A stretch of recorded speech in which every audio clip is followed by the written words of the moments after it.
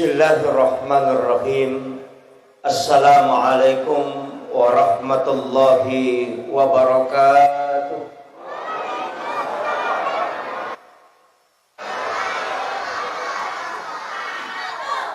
Alhamdulillah.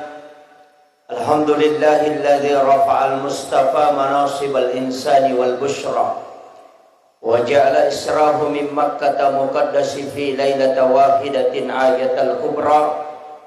Wassalatu wassalamu ala asyrafil anbiya'i wal mursalin sayyidina wa maulana wa habibina wa syafi'ina wa ala alihi wa ashabihi wa sahabatihi ajma'in. Allahumma salli ala sayyidina Muhammadin tibbil qulubi wa dawaiha wa afiyatil abdani wa shifaiha wa nuril absari wa diyaiha wa ala alihi wa sahbihi wa sallim.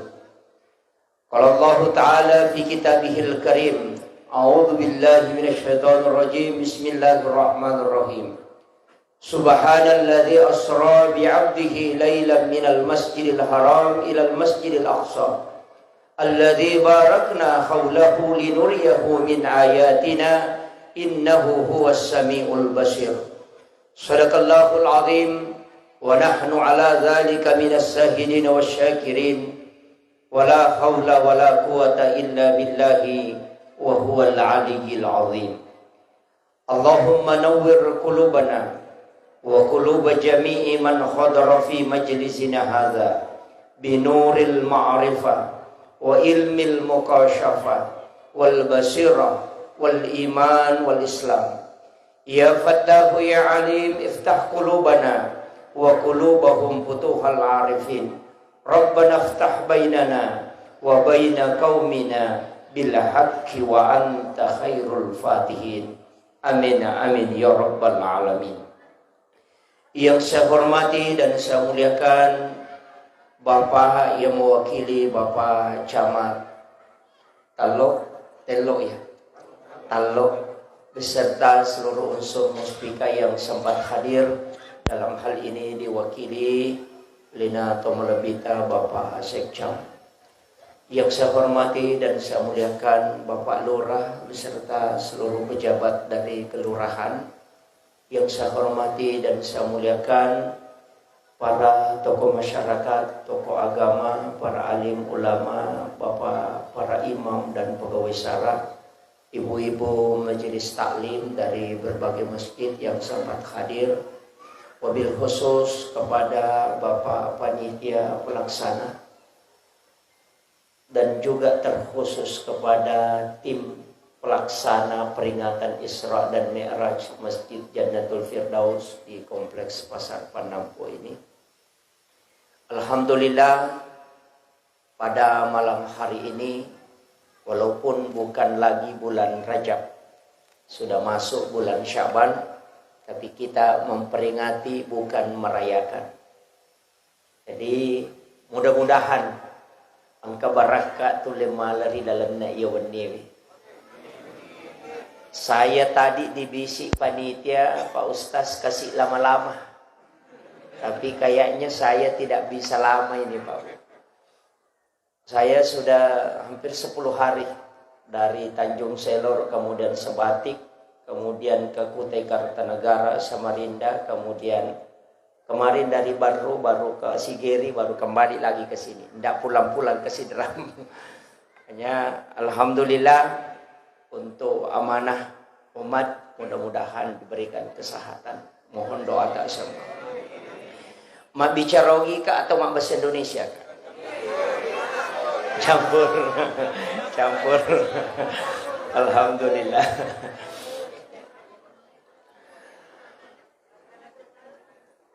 Pertama, peringatan Isra dan Mi'raj sebenarnya kalau mau diilmiahkan, hanya peristiwa Isra yang diilmiahkan sampai hari ini. Tapi ia ko pendekatan spiritual ipake. Guru tak Kiai Haji Abdurrahman Ambodalle almarhum alamagafurlah. Itu bisa khutbah di 2 tempat dalam satu waktu. Kenapa? Itu dibuktikan oleh muridnya. Gurut maka toba Komaros, khutbah Jumat sekaligus khutbah di Masjid Raya Pinrang. Kenapa bisa ketemu? Yero santrin na maka da kanja pakatoba na gurut Komaros, maka da hade. Aja mau beli kak. Jangan berbohong. Karena kemarin saya yang angkat sandalnya karena dia khutbah di Pinrang. Setelah ditanya gurutta, maka dia ditonga ke makato poko Pinrang. Nang kaki o Komaros aga nasa gurutta. Ya kuya muita ya tongat tu. Aja nama pangewang. Itu ulama wali Allah. Di mana kelebihannya ulama? Sebenarnya Allah memberikan keistimewaan kepada ulama karena dekat kepada Allah. Maega sujudna, maega paringeranna. Di kalangan ulama sufi, iero patasawpue, dosanya itu bukan karena berbohong. Dosanya ulama sufi itu tandanya sabab makbale atau macai. Tapi dosanya karena dia lalai mengingat Allah. Makanya tingkatan agama itu ada 3. Ada kajian Islam, ada kajian iman, ada kajian ihsan. Kalau kajian Islam itu bicara hukum, ulamanya disebut dengan fuqaha. Mazhabnya itulah Syafi'i, Maliki, Hanafi dan Ahmad bin Hambali. Ditarik sedikit satu tingkat, satu anak tangga disebut dengan kajian iman. Ulamanya disebut dengan murabbi. Kajiannya adalah teologi. Mazhabnya disitulah lahir Mu'tazilah, Jabariyah, Qadariyah, Sunni, Syiah dan Ahlus Sunnah wal Jamaah. Diangkat lagi naik satu tingkat disebut dengan kajian ihsan.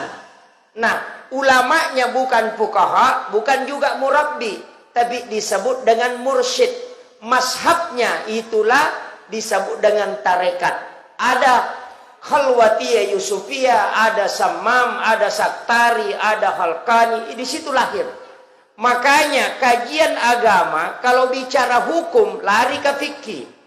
Kalau bicara tauhid maka lari ke teologi.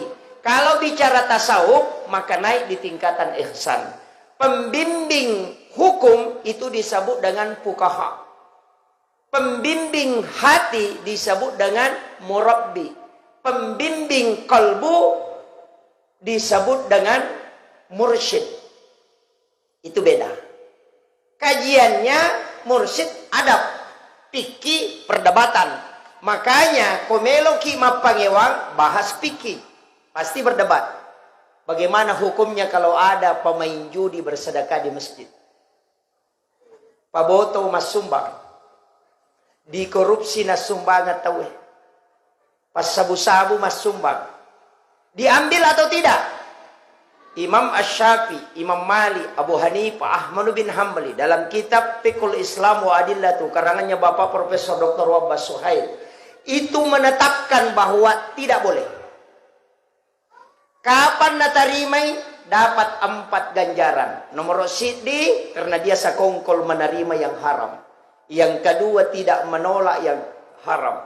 Yang ketiga mengotori tempat suci. Yang keempat dia nak barakak pakasibian nate gara-gara alena. Ini ulama 4 mazhab.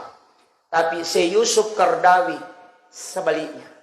Ya kongka paboto masumba na de mutarimay madosay panitiay. Magay ya ko paboto masumbang alay sumbangan na nasaba ya ko demo alay napaki boto tatambay dosana. Coba. Itu kaidah dalam kajian fikih. Napake minum, napake masabu-sabu, pasang kupon putih, pakai judi, sudah 4 dosanya gara-gara engkau. Makanya ambil, jangan tolak. Tapi pas salai, bikinkan kotak, baru ditulis sumbangan napa botoe.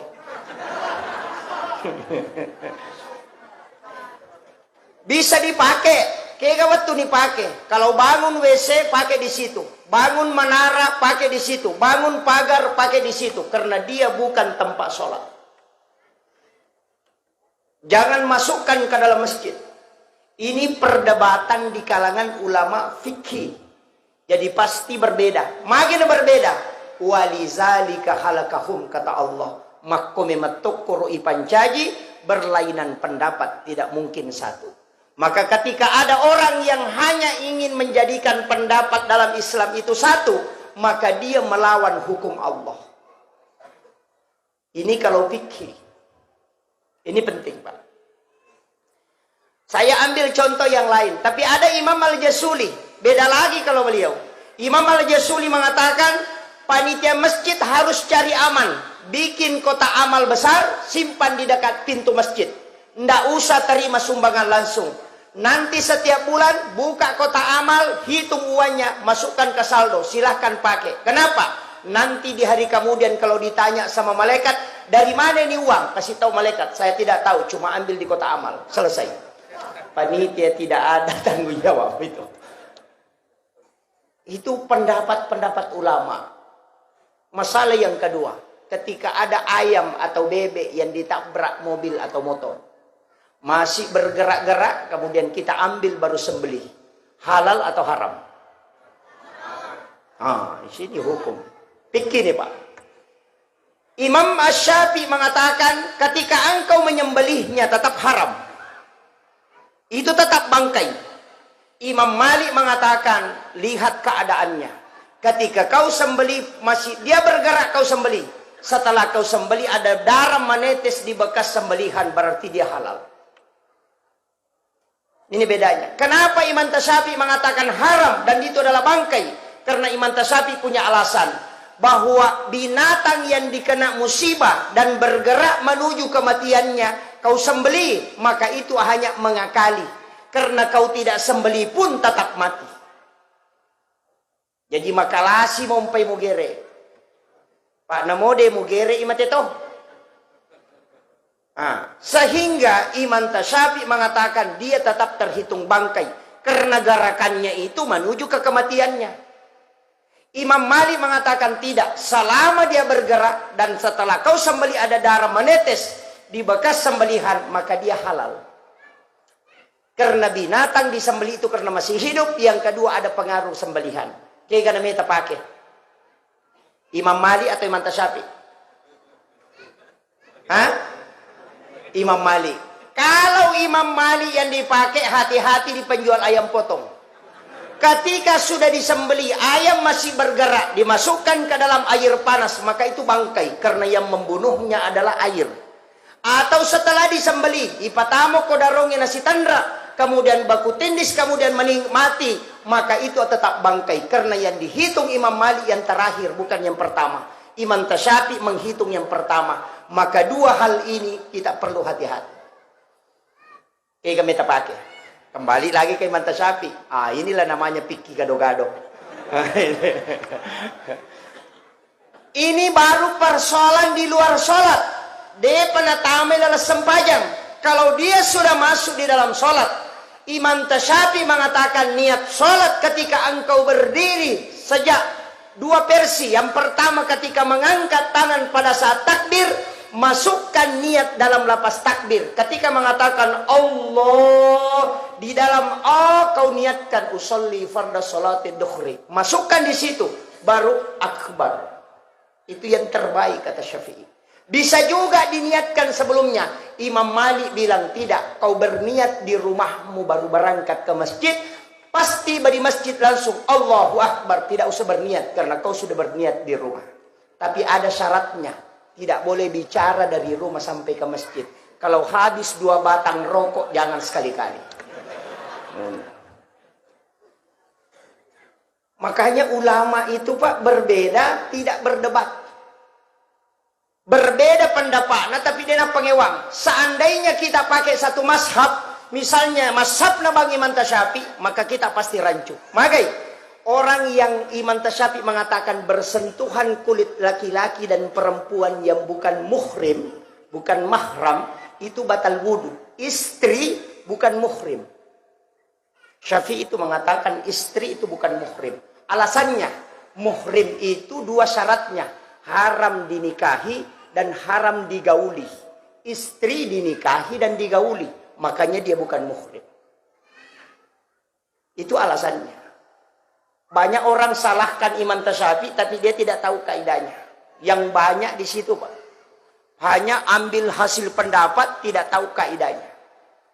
Kalau kita kaji sebelumnya, baru dilihat hasil pendapat, pasti kita ikut ke Syafi'i. Makanya NU itu lebih mayoritas Syafi'i pendapat dia pakai. Karena itu sudah teruji.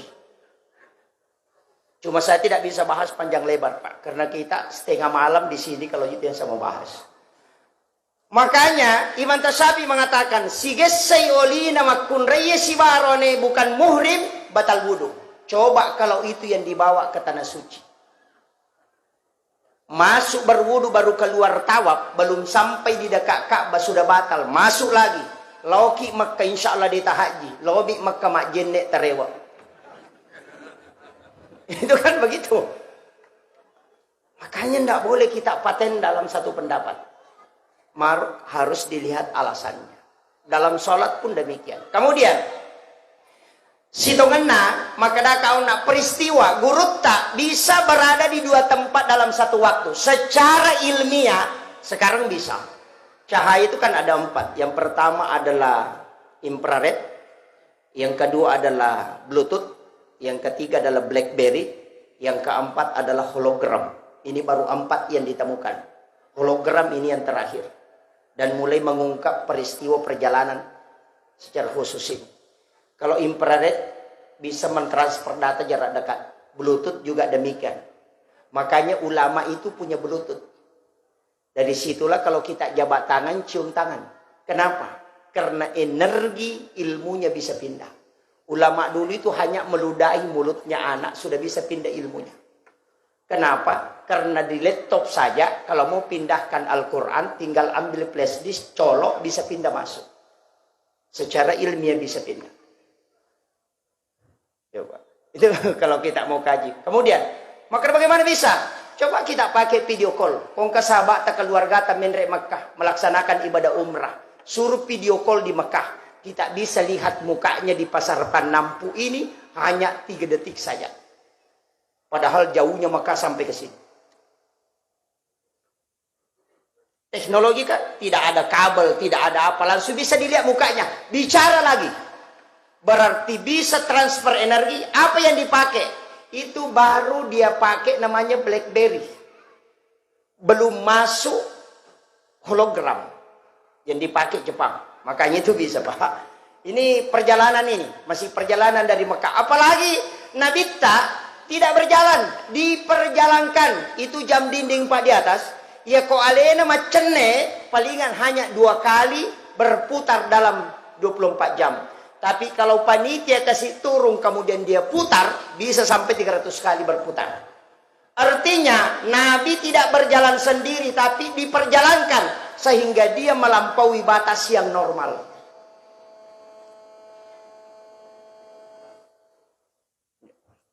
Iklan itu, Pak.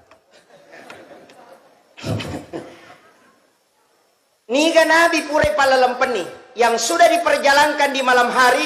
Yang pertama adalah Nabiullah Musa dengan Harun.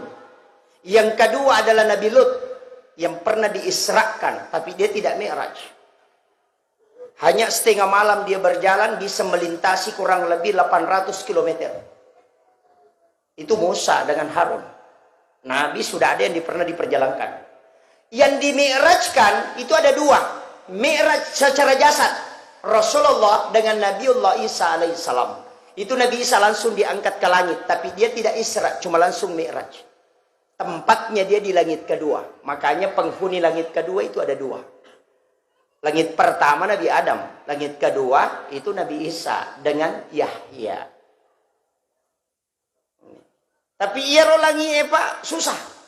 Magai saya buka di kitab di buku astronot, bintang yang paling dekat dari bumi, kau angka pesawat ipake dengan kecepatan cahaya, padahal sina cahaya 100 tahun waktu dibutuhkan baru bisa sampai ke bintang yang paling dekat dari bumi. Nama kadai ko dalelewe, langit pertama dihiasi dengan bintang.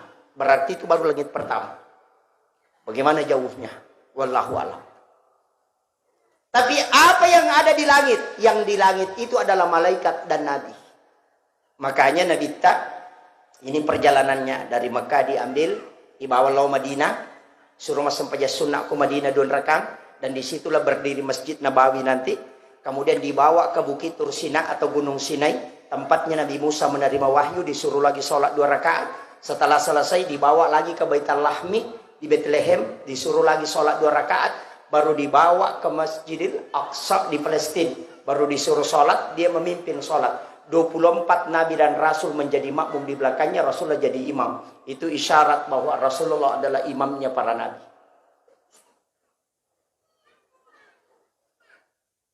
Ada dalam tasawuf, surah apa yang dibaca Nabi ketika dia memimpin para imam dan Rasul? Itu harus dimiliki imam. Tapi saya tidak kasih tahu.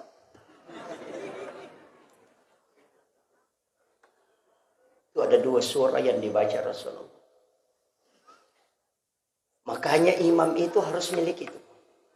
Yaitu ampai Pak, saya pernah belajar sedikit tasawuf tentang imam. Itu di Aceh, di Biran. Tapi tidak khatam. Makanya saya tidak mau jadi imam.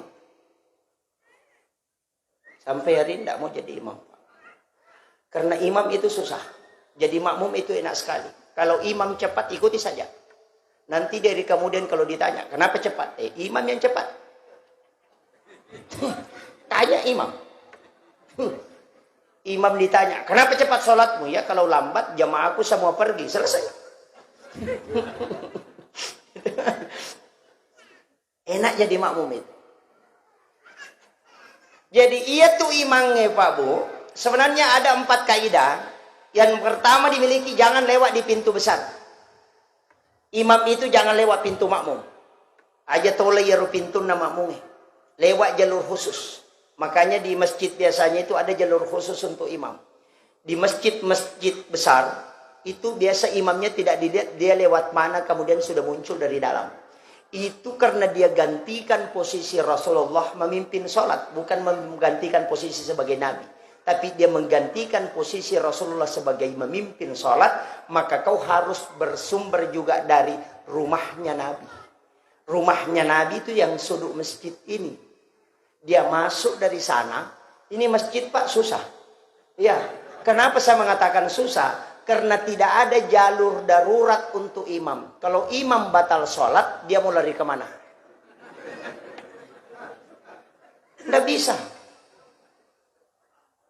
Itulah sehingga selalu ada pintu cadangan di samping. Ya kau batal ijenek na imangnya, dia langsung lari ke situ. Orang di belakangnya maju.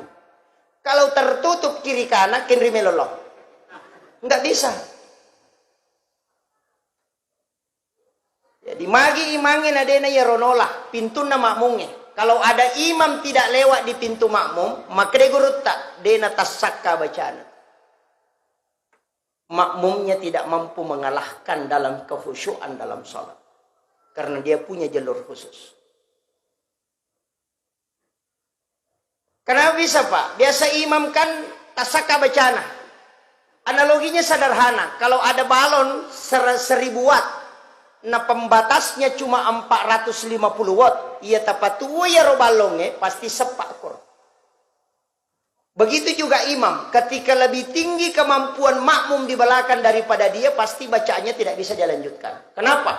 Karena dia lebih dikalahkan dari segi nur dalam sholat. Itu kuncinya. Makanya dia harus lewat di jalur khusus. Supaya dia tidak dikalahkan. Karena kalau ada Pak listrik punya jalur khusus masuk ke situ, biar berapapun wattnya di belakang tidak akan karena dia punya jalurnya khusus. Itu kuncinya, sederhananya begitu.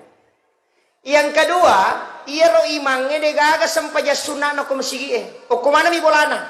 Jangan kerjakan sholat sunat di masjid kecuali yang berjamaah kayak tarwih. Jangan. Kayak bolana imangnya bukan rumah tempatnya tapi ini yang di dalam. Itu rumahnya imam. Pura pikama Pak Bange tatama masigi Pura sesudah doa bersama kembali masuk ke situ. Siapa yang mampu melakukan itu istiqamah, maka dena mati yaitu imangi ko dena si runtuk na bitta. Itu berkah. Itu khususnya Pak. Kemudian yang ketiga, tempat imam itu bukan masjid, tapi dia disebut dengan mihrab. Mihrab ini sangat utama. Karena mihrab itu tempat berkomunikasi langsung dengan Allah. Fataqabbalaha rabbuha bikabulin hasanin wa ambataha nabatan hasanan wa kaffalaha Zakaria. Kullama dahala 'alaiha Zakaria al-mihrab wajada indaha rizqan. Qala ya Maryam anna laki hadza? Qalat huwa min indillah. Innallaha yarzuqu man yasha bighairi hisab. Hunalika da'a Zakaria rabbah. Qala rabbi habli min ladunka dzurriyyatan thayyibatan innaka sami'ud du'a. Panadatul malaikatu wa huwa qa'imun yusalli fil mihrab. Annallaha yubassiruka bi Yahya musaddiqan bi kalimatin wa sayyidan wa hasura wa nabiyyan minas sholihin. Bayangkan ni Pak barakat ni yasang mihrab.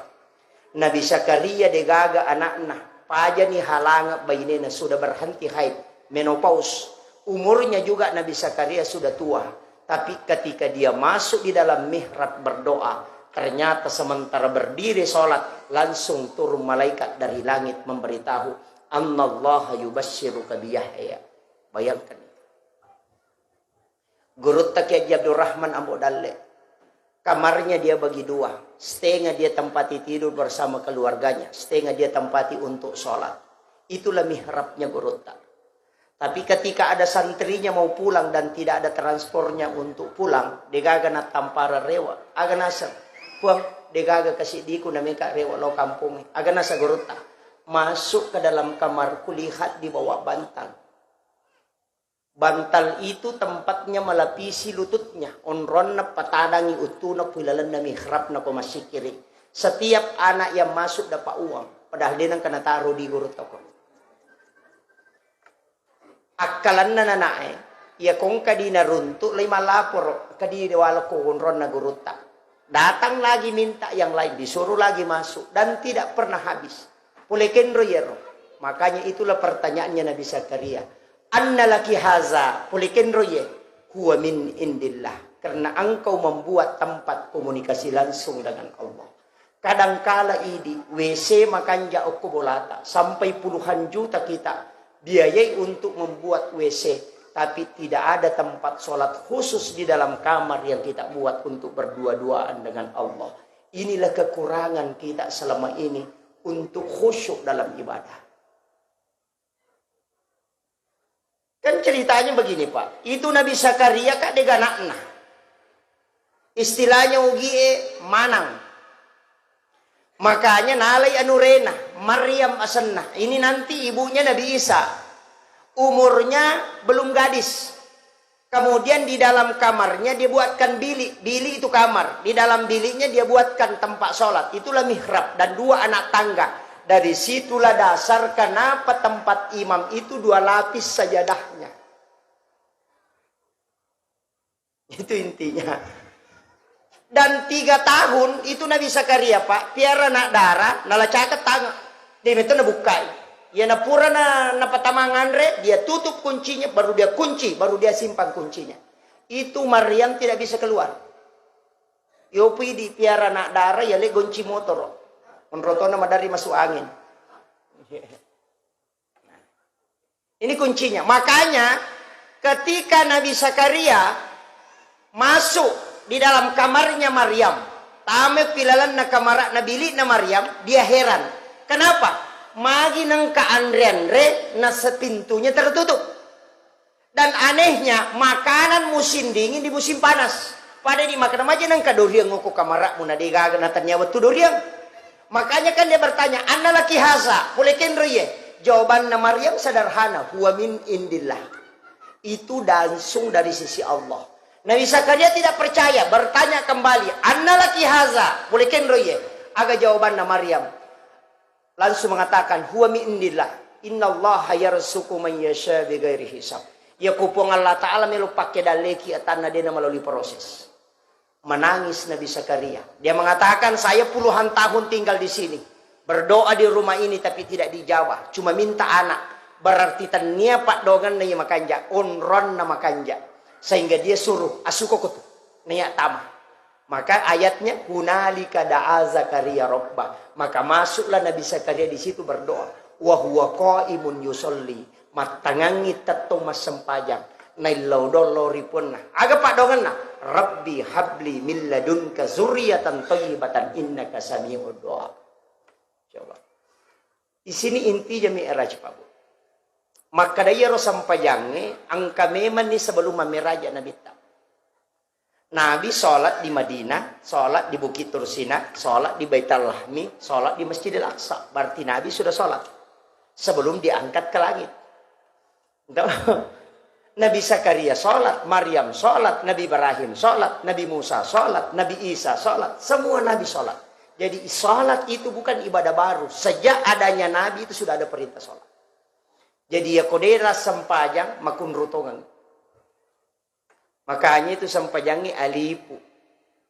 Bicara gini atau alipu. Tetong.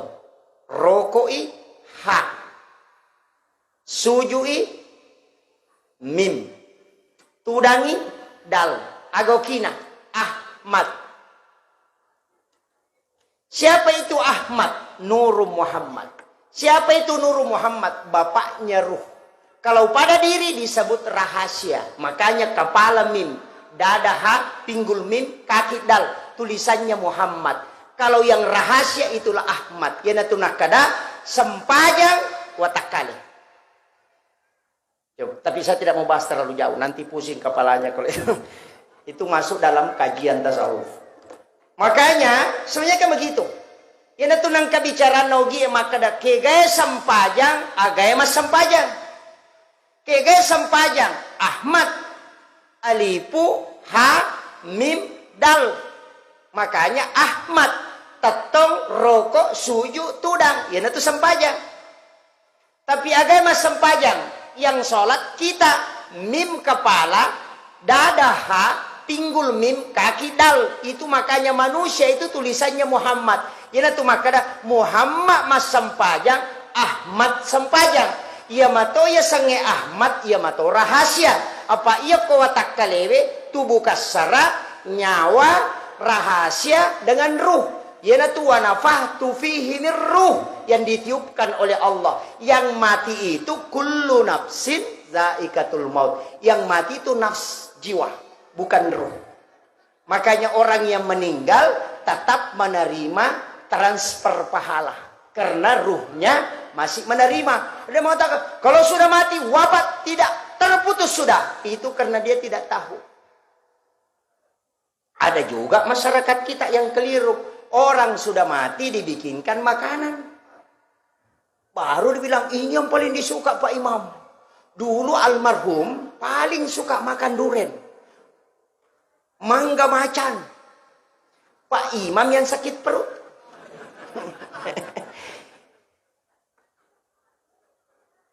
Tradisi Bugis itu ada mak baca dong ya. Di sini ada juga. Ini penting saya bahas sedikit. Ia tuh baca dongnya dua. Angka baca do salama, angka baca do wariala. Ia sange baca do wariala dicarogi. Ia ko tubuh watakale si bawa ruh menyatu maka dia tahu. Ia ko lega iruwe watakale bam maka dia wuju. Ruh disebut dengan wariala. Jadi aku maka dia baca do wariala berarti baca do ruh. Berarti doa kepada almarhum. Ini penting.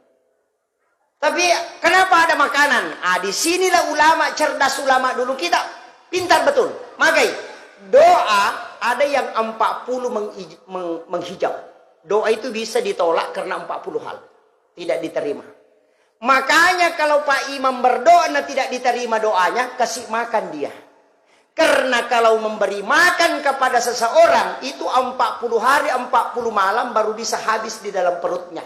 Setiap dia sholat itu malaikat rahmat berdoa supaya orang yang memberi makan itu diberkahi oleh Allah Subhanahu wa taala. Dari situlah sehingga ada makanan. Kalau doanya tidak sampai, nanti pahala makanannya yang sampai.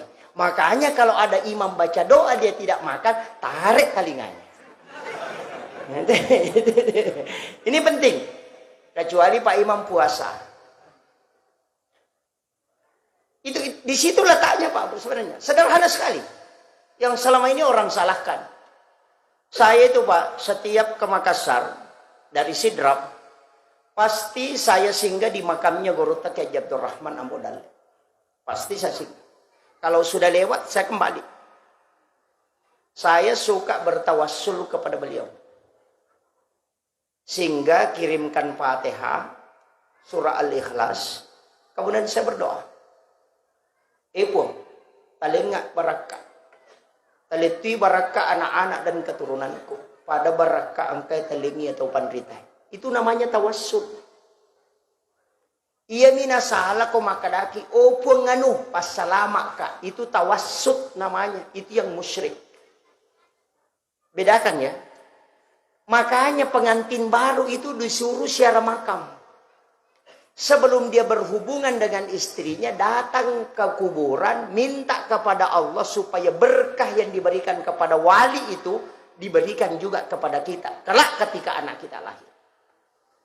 Maka itu musyrik tidak. Kenapa di kuburan? Karena Nabi Rasulullah sendiri mengatakan bahwa setiap malam Jumat ruhnya orang muslim yang telah wafat dikembalikan oleh Allah ke kuburnya. Itulah sehingga kenapa Nabi ziarah makam setiap jam 12 malam di malam Jumat, nanti pulang kalau menjelang subuh. Kita ziarah makam sudah lebaran, datang selfie-selfie, tidak ada doa. Tidak begini di sana saja. Menurut kampung nanti. Maka tidak boleh? Boleh. Ada dalilnya? Ada. Di dalam Al-Quran kita baca setiap sholat. Ihdinas siratal mustaqim. Siratal ladzina an'amta alaihim. Kenapa kita pakai siratal ladzina an'amta alaihim? Bukan siratal nabi, bukan siratal malaika. Tapi kenapa siratal ladzina? Jalannya orang-orang an'amta yang telah engkau beri nikmat. Itu yang kita minta. Ini kan. Makanya ziarah makam itu penting sekali. Datangi makam, bacakan Fatihah, baru minta kepada Allah. Jangan minta di makam. Cuma kita di situ meminta kepada Allah setelah membacakan. Karena di situ bisa nyambung. Seandainya doa Pak cukup kalau di masjid, Nabi tidak usah disuruh pergi ke kuburan mendoakan jenazah. Seandainya kurang apa doanya Nabi kalau di masjid? Kurang apa doanya Nabi di rumah? Tapi kenapa dia diminta mendatangi kuburan di malam hari? Karena ada di situ doa yang bisa mustajabah.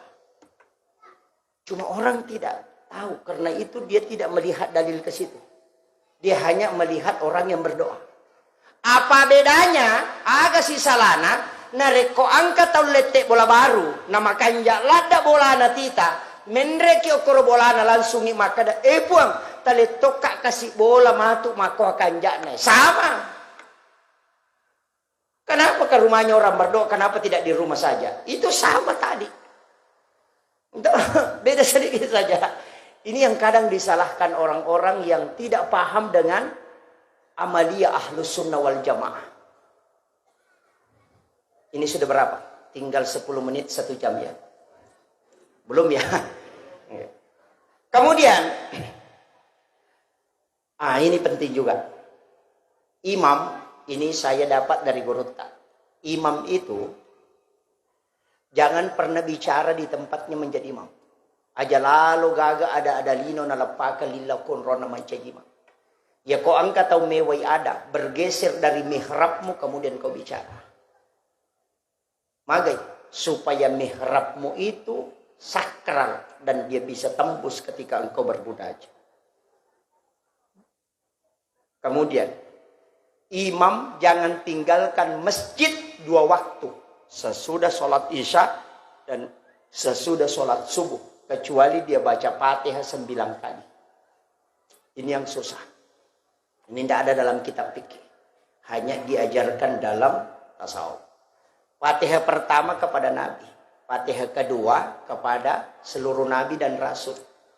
La jami'il anbiya'i wal mursalin wasyuhada'i wassolihin wal malaikatil muqarrabin al-Fatihah. Kemudian yang ketiga, yang penting. 4 ulama wali kutub. Syekh Abdul Qadir Jilani, Syekh Ahmad Ar-Rifai, Syekh Ibrahim Madasuki, Syekh Ahmad Al-Badawi. Kalau ada perempuan hamil, ya kong kamakun reimat tampu.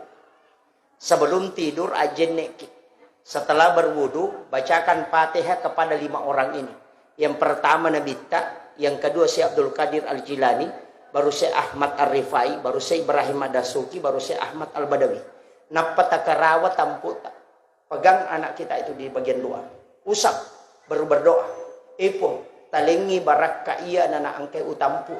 Pada barakka angkai talingi atau pandrita apa. Kemudian tidur. Maka dia gurut tak. Ia kumulai pananungan ngigang kajaji bijam. Mancaji tau pandrita mati itu kajaji. Itulah yang dilakukan ulama kita dulu. Tapi ini sebenarnya ilmu rahasia. Tidak apa-apa saya buka. Dulu orang Pak Pawa, kain putih baru bisa terima. Tidak apa-apa. Kemudian saya lanjutkan. Makanya Rasulullah ketika dipanggil oleh Allah, itu Rasulullah menerima sholat, tidak ada yang dampingi. Jadi ya Nabi terima sampaja demeto kagak tahu dampingi, tidak ada malaikat satupun yang mendampingi karena malaikat Jibril hanya sampai di Baitul Ma'mur. Langit ketujuh baru Baitul Ma'mur, hanya sampai di situ. Tidak bisa naik dia ke atas. Makanya dia beritahu kepada Rasulullah, ya Muhammad, lanjutkan perjalananmu. Saya hanya sampai di sini. Ketika saya melewati alam ini maka saya akan hancur. Itulah kenapa Imam Ja'far dalam kitab Al-Barsanji dia mengatakan anta nurun fauka nurin. Muhammad, engkau cahaya di atas cahaya. Karena Jibril adalah cahaya tapi kau masih bisa mengalahkan cahayanya Jibril. Banyak yang menyalahkan karena dia mengaitkan Quran surah An-Nur ayat 35 nurun ala nur, bahwa kalimat anta nurun fauka nurin nasangi Nabi tayase ini ya Allah Ta'ala. Padahal yang dimaksud Imam Ja'far adalah Rasulullah anta nurun fauka nurin, di atasnya Jibril. Itu kuncinya. Karena di Baitul Ma'mur inilah malaikat bertawaf. Nah, di situ kan ada tiang aras.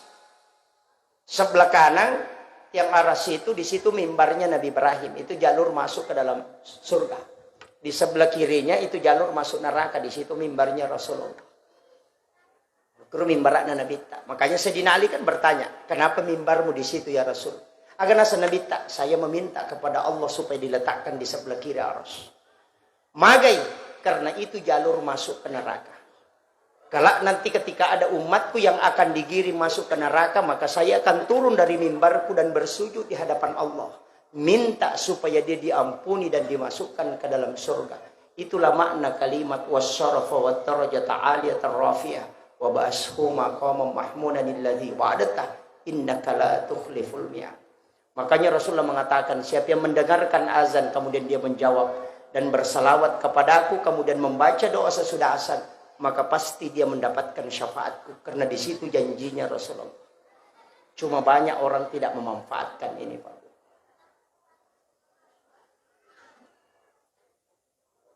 Makanya ketika Rasulullah naik ke atas di Sidratil Muntaha. Saya kemarin mendengarkan ceramahnya Profesor Dr. Syekh Ali Jum'ah. Di atas Sidratil Muntaha itu ada satu alam. Kalau dulu Guru Ta'al Mukarram Haji Abdul Muin Yusuf Kalisidendre itu mengatakan itu adalah alam istawa. Tapi Profesor Dr. Syekh Ali Jum'ah, Mufti Mesir itu mengatakan itu adalah alam pena. Alam pena itu kalau kita alam memori handphone itu di situ semua isi yang ada di dunia.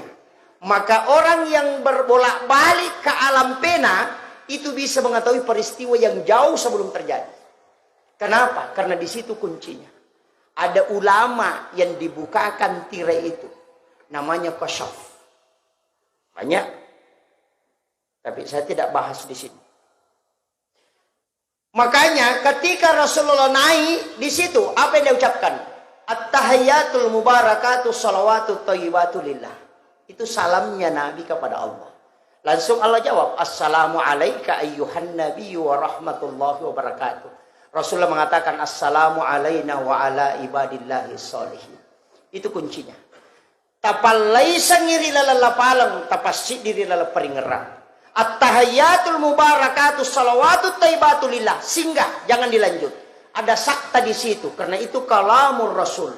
Assalamu alayka ayyuhan nabiyyu wa rahmatullahi wa barakatuh, itu kalamullah. Jangan disatukan kalam Allah dengan kalam Rasul, makanya ada sakta di tengahnya. Palaisa ngirila palangi pasti diri paringerangi. Makanya assalamu alaina Nabi taruh wa ala diikutkanlah kita ibadillahi sholihin. Yana tunasa patareka edua tam masyarakat lu tam Malaysia. Ini kuncinya, Pak. Kemudian setelah itu Nabi turun. Kan yang syahadat itu Rasulullah, yang salawat malaikat. Malaikat cuma mengatakan Allahumma sholli ala Muhammad wa ala Muhammad. Tidak pakai Sayyidina. Makanya yang sholat pakai Allahumma sholli ala Muhammad wa ala Muhammad itu yang benar. Kalau dia baca Allahumma sholli ala Sayyidina Muhammad wa ala Sayyidina Muhammad itu tidak salah. Bedanya apa? Allahumma sholli ala Muhammad itulah yang ada di teks hadis. Allahumma sholli ala Sayyidina Muhammad itu yang mapakia dak lori nabita. Saya mengambil analogi sederhana. Kalau saya minta air minum 1 gelas, orang kasih naik 1 gelas air minum dia letakkan di sini, maka itu melaksanakan perintah. Tapi kalau dia ambil 1 gelas air, kemudian dia mengambil sedikit mangkok kecil, baru dia letakkan di bawahnya, baru dia angkat, maka itu mapakia dak. Allahumma sholli ala Muhammad melaksanakan perintah. Allahumma sholli ala Sayyidina Muhammad mapakiada illauri nabita. Sedikit saja bedanya. Di situ kuncinya, Pak. Cuma kadang orang menganggap ini bid'ah karena dia tidak paham. Kemudian setelah itu malaikat bersalawat Allahumma sholli ala Muhammad wa ala Muhammad. Turunlah Rasulullah. Ketemu Jibril kembali, diantar turun ketemu dengan Nabiullah Ibrahim alaihissalam di langit ke-7. Nabi yang paling tinggi tempatnya, Pak, itu Nabi Ibrahim. Langsung ditanya, agamu poliang. Coba, Pak. Manusia itu, kung katalo Malaysia nang karewa, aga na poliang Milo. Manusia itu. Ang katalo umrah aga na poliang cerek kristal. Begitu. Ada orang dari Sidrap ke Pasar Butung, agak napulang daster. Gitu.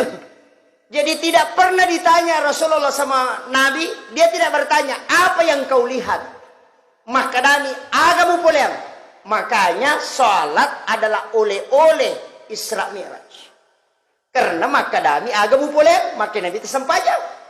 Itu kan. Padahal tujuan Isra Mi'raj bukan itu. Apa tujuan Isra Mi'raj? Allah sudah sampaikan, informasikan. Linuriyahu min ayatina.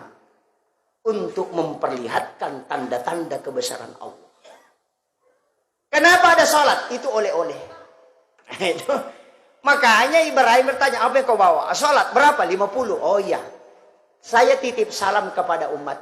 Kalau dia kerjakan. Makanya ada kalimat salam kepada Ibrahim. Kama shallaita ala Ibrahim. Kenapa kita salam kepada Ibrahim? Karena dia berjanji, ya Muhammad, ketika dia mengucapkan salam kepadaku, setengah sedekahku pahalanya kuserahkan kelak di yaumil akhir. Itu ada bonus dari Nabi Ibrahim nanti, Pak, yang baca kama shallaita ala Ibrahim itu. Bonusnya apa? Sedekahnya Ibrahim. Apa sedekahnya Ibrahim? Dia berdoa, ya Allah, berikan aku kesempatan untuk memberi makan kepada seluruh umat hambamu sampai dunia kiamat. Dan itu dikabulkan oleh Allah. Diperintahkan Jibril masuk ke dalam surga mengambil segenggam kapur, diserahkan ke Ibrahim, baru Ibrahim taburkan ke laut, dan itulah yang menjadi garam. Sehingga tidak ada manusia yang tidak makan garam. Itu sedekahnya Ibrahim sampai akhir zaman. Tapi ada berkahnya. Kalau kita baca kitab, dalam kitab Hiyalimuddin, Imamul Ghazali membahas ketika adab makan.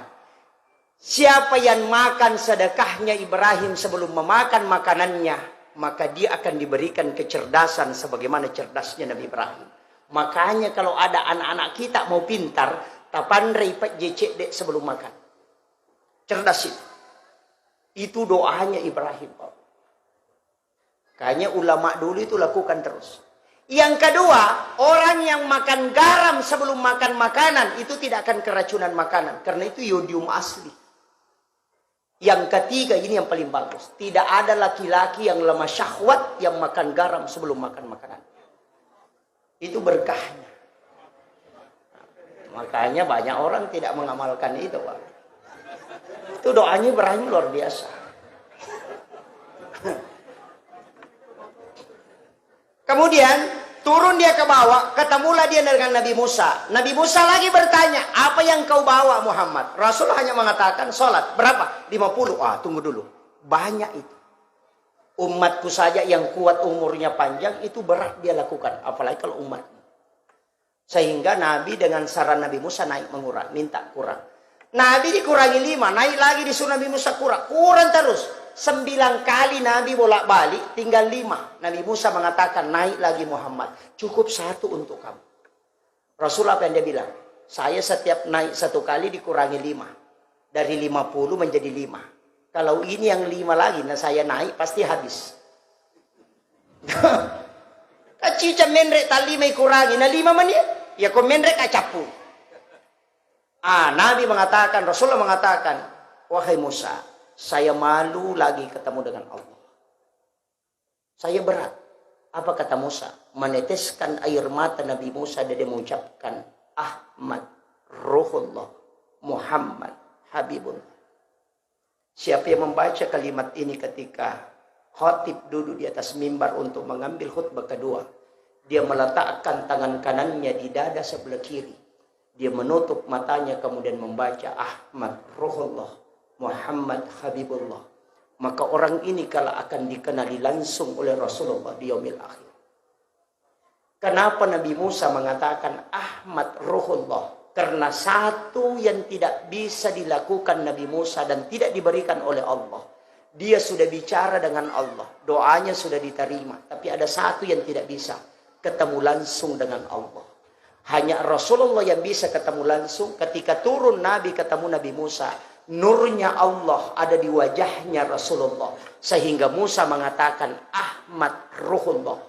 Artinya di dalam nurnya Rasulullah saya melihat wajah Allah. Itulah yang membuat Nabi Musa menyuruh Nabi bolak-balik sampai 9 kali. Karena dia ingin menikmati wajah Allah di wajahnya Rasulullah. Itu hanya alasannya Nabi Musa. Hanya kuncinya di situ, Pak. Setelah Rasulullah turun, sampai ke bumi, dijaga betul 2 hari oleh malaikat Jibril. Setiap masuk waktu sholat, disuruh sholat. Muhammad waktu subuh sudah masuk. Muhammad waktu duhur sudah masuk. Asar sudah masuk.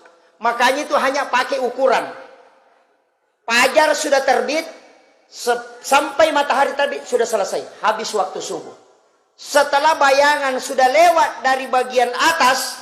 Sudah lewat sedikit. Waktu duhur sudah masuk. Kemudian setelah bayangan lebih panjang daripada bendanya. Asar sudah masuk Muhammad. Ketika matahari sudah tenggelam sempurna, maka masuk waktu maghrib. Setelah bayangan merah di ufuk barat sudah hilang, maka masuk waktu isya. Setelah muncul fajarul kasib, maka itu habis waktu isya. Maka itu dijaga betul Nabi untuk diberitahu waktu sholat. Bahwa ini perantara pembukaan sholat masuk akhir ini. Makanya Rasulullah mengatakan tidak ada jedah di situ kecuali sholat subuh sampai ke duhur. Yang lain itu nyambung terus. Makanya Rasulullah mengatakan, kalau ada orang salat duhur, dia sudah ruku 1 kali 1 rakaat, kemudian bangkit, kemudian orang azan asar, maka dia tetap dihukumi salat pada waktu duhur. Kenapa? Karena kepalanya masih di duhur, walaupun ekornya ada di asar. Itu kuncinya. Jadi jangan mengatakan yang terlambat itu salatnya tidak sah, tidak. Cuma mendapatkan ampunan karena dia sudah berdosa. Ini penting. Itu makanya di awal waktu itu rahmat Allah. Kalau mau ambil rahmat awal, sama dengan kalau Pak Sekca mengundang. Kalau undangan jam 8, rapat jam 8, kita datang jam 7 pasti dia senang. Ini orang rajin betul. Tapi kalau undangan jam 8, jam 11 baru kita hadir, pasti Pak Camat geleng-geleng kepala, ini mau datang rapat atau mau bikin jengkel. Maka begitulah sehingga dimaafkan namanya. Dalam sholat pun begitu. Siapa yang datang sebelum masuk waktu sholat, maka orang itu kalau bercahaya seperti cahayanya bulan kalau dari kemudian. Kenapa? Dia datang sebelum dipanggil. Imam Malik mengatakan, ya kau angkat tau bapitay na lo masigi tau kutu ya. Apa Yuli pinapelok. Iya, aja coba. Ini nih Imam Malik, ini Imam Malik. Kemudian di dalam sholat Nabi menangis setelah melaksanakan sholat. Magina terri Nabi tak karena ada kekurangan. Ternyata sholat yang 50 itu hilang. Hanya 5 yang bisa dia lakukan 5 waktu. Maka turunlah malaikat Jibril memberikan obat ke kalbunya Rasulullah. Diberitahulah Rasulullah, ya Muhammad, selesai sholat engkau baca subhanallah 33, alhamdulillah 33, Allahu Akbar 33. Kenapa 33? 17 rakaat sholat ditambah 33 itu pas 50. Itulah jumlah sholat sebenarnya awalnya. Maka orang yang sudah salam tinggal membaca zikir itu akan mendapatkan pahala sholat yang 50 yang ditinggalkan oleh Rasulullah.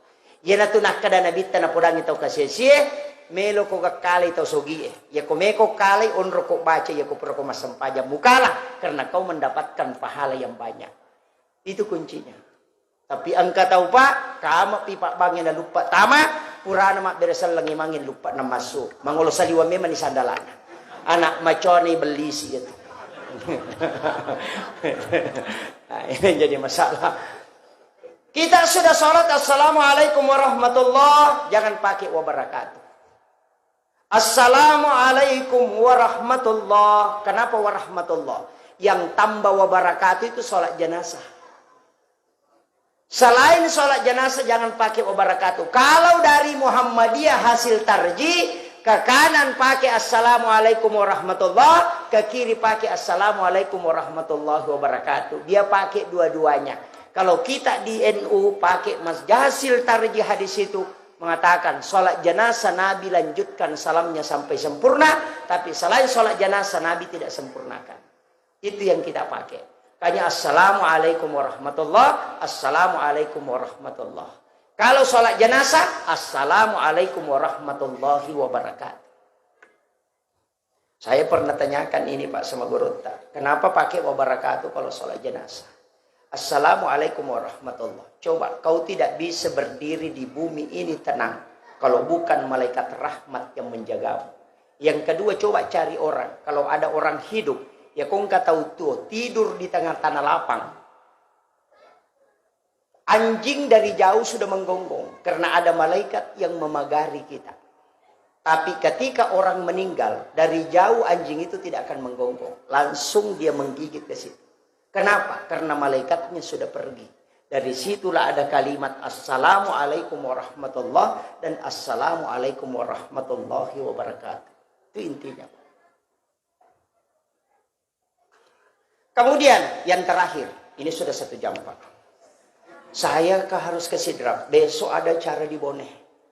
Jadi makanya saya atur jam 10 ya bisa. Insyaallah. Makanya ada satu bacaan dalam sholat itu berubah Pak. Setelah Nabi sholat dari Isra Mi'raj, semua gerakan pergantian cuma satu kalimatnya Allahu Akbar. Tapi 1 tahun 3 bulan Nabi sholat dari peristiwa Isra Mi'raj itu berubah Allahu Akbar. Ketika bangkit dari ruku berubah menjadi Sami Allahu liman hamidah. Padahal awalnya Allahu Akbar. Kenapa bisa berubah? Itu berkat Sayyidina Ali karamallahu wajhah. Kenapa Sayyidina Ali disebut gelarnya karamallahu wajhah? Yang dikeramatkan wajahnya oleh Allah. Karena satu-satunya sahabat Nabi yang tidak pernah melihat kemaluannya selama hidupnya hanya Sayyidina Ali. Sehingga diberi gelar karamallahu wajah. Itu keistimewaan beliau. Sayyidina Ali itu pulang dari dakwah, tiba di rumahnya, mendengarkan Hasan dan Husain, anaknya menangis. Makanya dia tanya, kenapa anak tak? Magi anak tanah teri. Istrinya mengatakan, dari tadi pagi dia tidak makan. Kemudian Sayyidina Ali mengatakan, saya tidak punya uang. Istrinya mengatakan, ada uang 6 dirham. Inilah yang kita pakai untuk membelikan makanan untuk anak kita.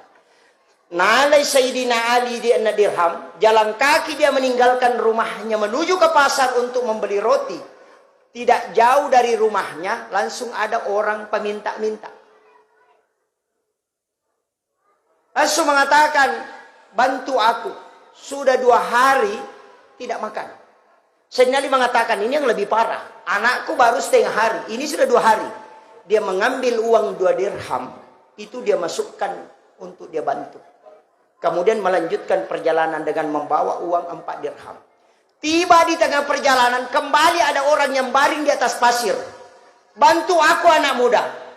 Sayyidina Ali mengatakan, kenapa? Bantu aku. Saya sudah 5 hari tidak makan. Dia mengatakan, ini yang lebih parah. Dia mengambil 2 dirham, kemudian dia sedekahi. Kemudian dia melanjutkan perjalanan.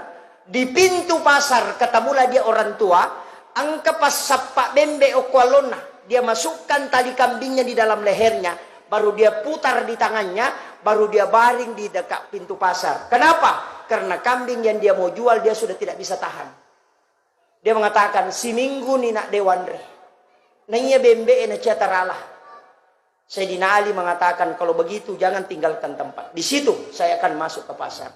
Tamai Sayyidina Ali beli roti, baru dia suapi orang tua ini. Setiap dia suapi selesai 1 potong roti, dia tanya, mas soni gah nasa depa. Dia suapi, iya to mana nama so capu to meni roti. Kenapa Sayyidina Ali bertanya? Karena dia berharap kalau ada sisanya nanti itulah yang untuk anakku kelak. Tapi ternyata tidak. Sayyidina Ali kemudian kembali dengan berbesar hati. Kembali ke rumahnya. Mengharap nanti di rumah neneknya saya akan mencarikan makanan. Ternyata rewai Sayyidina Ali beritahu, hei, ambil kambingku, saya minta kepadamu jualkan. Balu kagak ya bembe he. Nasabade na may tarala ko ya balu. Coba kau yang kau jual. Makanya Sayyidina Ali, kau mau jual berapa? 40 dirham. Sehingga diambillah Sayyidina Ali, diantar pulang ke rumahnya. Istrinya bergembira. Weh, bimbe tapular rajana. Na 6 dirham bita, nasadena. Ia rodi talenga saya sudah sedekahkan kepada orang yang lebih butuh daripada anak kita. Aga nasa benena. Itulah yang kita miliki kelak di hari kemudian. Coba. Kanjak na anak na nabita. Kapak ko bineta pa, pajay. Sandala ilolong. Makanya Sayyidina Ali mengatakan ini amanah yang saya harus tunaikan. Saya diminta untuk menjual. Setelah dia tarik kambing ini pulang, dia mau bawa ke pasar kembali untuk dia jual. Di tengah jalan ketemulah orang yang di atas unta. Langsung lompat kemudian memeriksa kambing ini. Napa mulai tanru na latu iko na naparesa. Napa makadahembo. Neneku mo pasapa bembe makohe.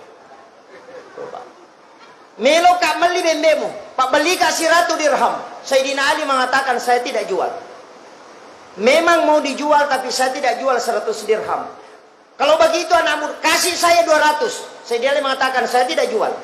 Kasih saya 300.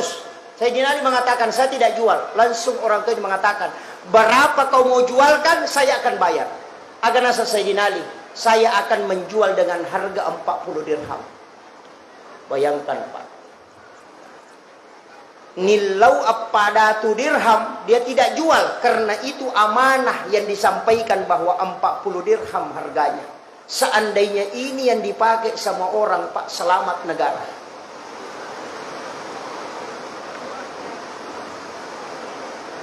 Kemudian orang itu mengatakan, ini ambil hitung uang.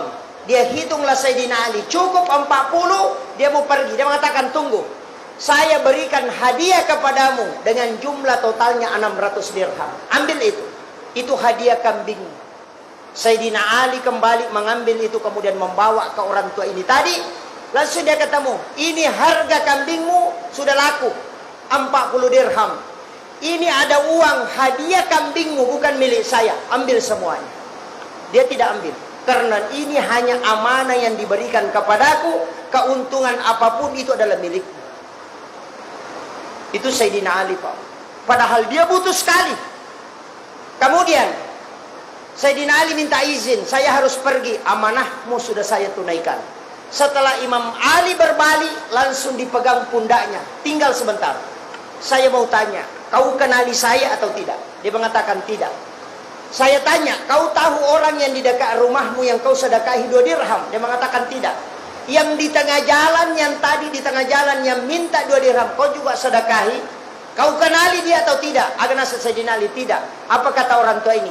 Yang di dekat rumahmu tadi itu adalah saya. Yang di tengah jalan juga adalah saya. Yang beli kambing itu juga saya. Yang di sini juga saya. Langsung Sayyidina Ali mengatakan, siapa kau sebenarnya? Dia mengatakan, saya adalah malaikat Jibril yang diutus oleh Allah menguji keimanan. Bayangkan. Sayyidina Ali itu meneteskan air mata karena dia melihat bayangan kepalanya sudah hampir masuk duhur. Sayyidina Ali mengatakan dalam hati, jangan sampai karena harta ini saya lalai tidak melihat wajahnya Rasulullah keluar dari kamarnya. Itu tangisannya Sayyidina Ali. Karena tempat duduknya Sayyidina Ali itu seperti persis di sebelah kanan Rasulullah. Kalau Rasul membuka pintu rumahnya untuk masuk ke masjid, ketemu langsung wajahnya Nabi dengan wajahnya Sayyidina Ali. Maka itu yang dirindukan setiap waktu sholat Sayyidina Ali, sehingga dia selalu di situ menunggu Rasulullah. Tapi pada waktu itu dia tidak mampu melihat wajah Rasulullah keluar, sehingga dia menangis, ya Allah, tidak ada nilainya harta sebesar ini kalau saya tidak melihat wajah Rasulmu keluar dari kamarnya. Bayangkan itu, Pak. Karena selama hidupnya Sayyidina Ali tidak pernah masbuk dalam sholatnya. Kemudian berjalanlah dia pulang, memberikan uang itu kepada istrinya. Kemudian dia berjalan ke masjid. Setelah Bilal azan, Rasulullah sudah keluar. Bilal mau ikamat, dia melihat tidak ada Sayyidina Ali. Makanya Rasulullah bertanya, kemana Sayyidina Ali?